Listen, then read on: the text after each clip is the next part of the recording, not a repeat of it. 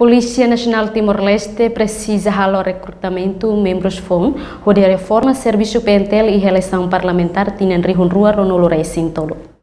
Comandante Operação Nacional PNTL Superintendente CF Pedro Belo declara para jornalista Sira foi encontro avaliação serviço e a Centro Formação Polícia CFP Comoro Dili quarta-feira semana né.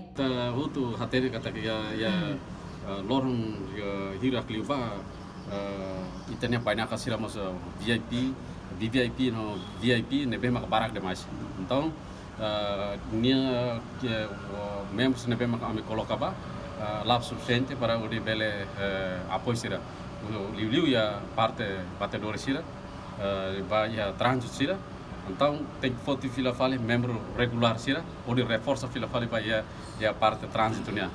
Tamara idane maka ona kata kedone que atualizar o problema idane tem que liu sia recrutamento ida.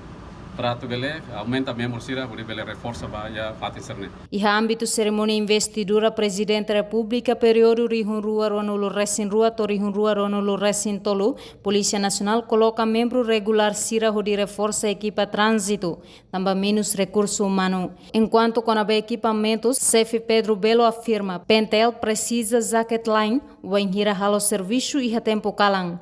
Equipamentos sira nebe makanan nesan maka itamos alek até liu ya lorong kalan ini ita precisa muito ya zaket light nebe maka mau tu bele conhece também a tempo ida nebe maka cerimônia bot nebe maka ita soro foi na davne tuir dalan serne tahu tu ya itania polícia sira regular nebe maka laos trânsito mas be tambah sudah sang obriga antau siramos sai trânsito ya dalan mas sira ho farra normal farra na kukun antau e nemos ladun dia pasirnya vida.